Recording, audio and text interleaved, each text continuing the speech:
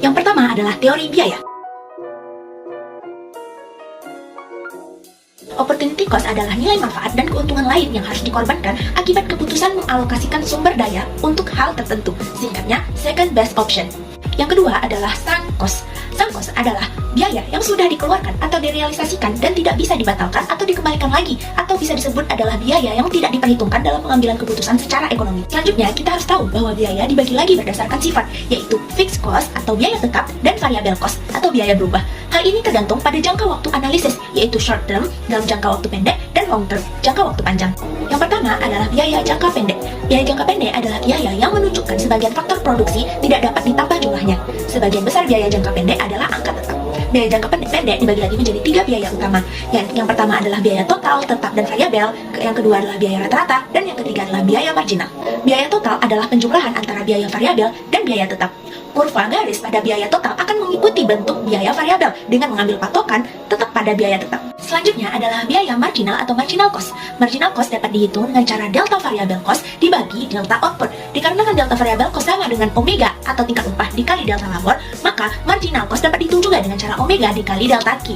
Dan dikarenakan marginal product of labor (MPL) sama dengan delta Q per delta L, maka marginal cost dapat juga dihitung dengan cara omega dibagi MPL. Marginal cost mempunyai hubungan terbalik dengan marginal product of labor atau biasa disebut MPL. Pada awal produksi, biasanya perusahaan mengalami inflation marginal return, yaitu MPL-nya turun, dan kemudian MPL itu akan naik seiring output bertambah atau diminishing marginal return, sehingga kurva marginal cost bentuknya turun, kemudian naik atau biasa disebut dengan U-shape. Selanjutnya adalah biaya rata-rata atau biasa disebut dengan average cost. Average cost dapat dicari dengan cara menambahkan biaya tetap rata-rata dengan biaya variabel rata-rata jangka pendek. Kurvanya biasanya mengikuti bentuk biaya variabel rata-rata. Selanjutnya adalah hubungan antara marginal cost, average total cost, dan average variable cost. MC akan memotong ATC dan AVC di titik minimum. Bayangkan ATC adalah rata-rata biaya, sedangkan MC adalah sub rata-rata yang akan diperhitungkan dalam ATC. Jika MC lebih kecil dari ATC, maka rata-rata biaya totalnya akan menurun. Begitu juga sebaliknya. Semakin bertambahnya output, maka gap antara ATC dan AVC akan semakin sempit karena nilai AVC yang semakin kecil juga. MC juga akan memotong di titik terendah AVC dan ATC seperti pada gambar. Berikutnya adalah biaya jangka panjang. Biaya jangka panjang adalah biaya yang menunjukkan semua faktor produksi dapat mengalami perubahan. Sebagian besar biaya jangka panjang adalah angka variabel. Yang perlu kita ingat dalam biaya jangka panjang ada 3. Yang pertama adalah cost of capital, lalu isokon, dan selanjutnya isocost. Kalau begitu, kita langsung masuk saja pada kombinasi input optimal. Kombinasi input optimal adalah gabungan penggunaan input yang memberikan keuntungan maksimal. Dalam kurva, bentuknya adalah titik singgung antara isokon dan isocost. Dapat kita lihat pada kurva di gambar, isokon yaitu Q1 yang pada kurva berwarna merah berupa output yang akan diproduksi oleh perusahaan, di mana untuk menghasilkan output tersebut kombinasi antara kapital dan labor adalah sepanjang warna merah. Misalkan perusahaan mengalokasikan kos biaya sebesar C2 bisa mencapai atau menghasilkan produk Q sebesar Q1 karena tetap menjangkau isokon Q1, tapi kurang efisien karena kita seharusnya tetap bisa menghasilkan produk Q1 dengan mengurangi kosnya lagi. Tapi dengan C0 tidak bisa mencapai isokon Q1, sehingga yang paling optimal yang perlu dipakai adalah isokos C1 karena tetap dapat mencapai isokon Q1 di titik A. Maka titik A inilah kombinasi input optimal. Lalu, bagaimana jika terjadi perubahan harga input?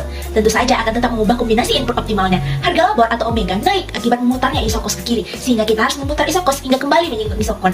Dan seperti kurva di samping, kombinasi input optimal akan berubah dari titik A ke titik B, yaitu L2 dan K2. Pada titik optimal, yaitu titik singgung, berlaku marginal product of labor per marginal product of capital sama dengan tingkat upah per cost of capital. Lalu, bagaimana jika harga outputnya berubah? Kombinasi optimalnya juga akan tetap berubah, seperti gambar dari A ke B, B ke C. Garis yang menghubungkan kombinasi input optimal pada berbagai output tersebut disebut expansion path. Expansion path adalah kurva yang melalui semua titik singgung antara isokon dan isocost. Sekian untuk teori biaya. Selanjutnya akan dijelaskan oleh rekan saya, yaitu Salsa Medina, untuk teori pasar. Pasar adalah suatu kegiatan mekanisme pertukaran barang dan jasa yang dilakukan secara alamiah dan telah berlangsung sejak awal peradaban manusia. Itu di slide ini ada beberapa pengertian pasar menurut para ahli. Salah satunya yaitu pengertian pasar menurut Ari Sudarman. Pasar adalah suatu tempat di mana pembeli dan penjual bertemu untuk membeli suatu barang atau jasa atau faktor-faktor produksi. Untuk struktur pasar. Struktur pasar ini dapat dikelompokkan menjadi 4 jenis, yaitu pasar persaingan sempurna, pasar monopoli, pasar monopolistik, dan pasar oligopoli. menjelaskan salah satu dari struktur pasar tersebut, yaitu pasar monopolistik. Pasar monopolistik adalah pasar dengan banyak produsen yang menghasilkan komoditas yang sama namun dengan karakteristik yang berbeda. Nah, karakteristik pasar monopolistik itu ada 3. Nah, produk terdiferensiasi ini adalah produk yang dapat dibedakan oleh konsumen dengan melihat siapa produsennya. Jika di pasar persaingan sempurna, konsumen tidak melihat siapa produsennya, maka di pasar monopolistik ini, konsumen malah mempertimbangkan siapa produsennya. Hal ini bisa dilihat dengan merek, kualitas, bahan, pelayanannya, dan lain-lain. Kedua, jumlah produsen dalam industri. Jumlah produsen dalam pasar monopolistik di Indonesia itu sangat banyak.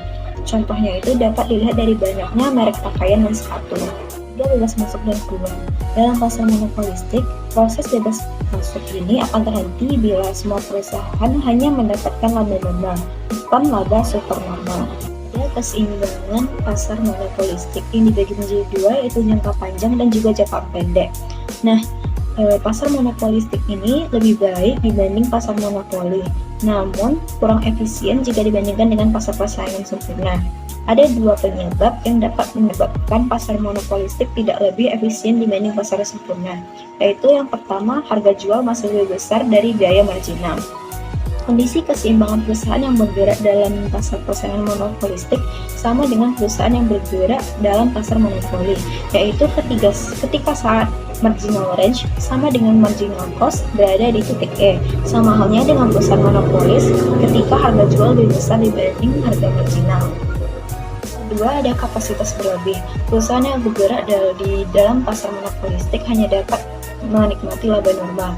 Bisa dilihat dari kurva di samping, di mana di bagian A itu adalah total kesejahteraan yang hilang. Yang kedua, ada keseimbangan dalam jangka pendek. Dalam jangka pendek, perusahaan dapat menikmati laba supernormal. Dari kurva di samping, menunjukkan perusahaan mencapai laba maksimal saat marginal range bersinggungan dengan marginal cost di titik E. Sama halnya dengan perusahaan monopolis ketika harga jual lebih besar dari biaya.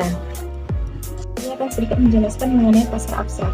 Pasar abstrak adalah sekumpulan kegiatan jual beli atau jasa yang tidak dilakukan secara tatap muka. Dengan kata lain, transaksi ini dilakukan melalui internet, surat, ataupun telepon. Macam-macam pasar abstrak yaitu ada pasar modal, valuta asing, bursa tenaga kerja, dan juga marketplace.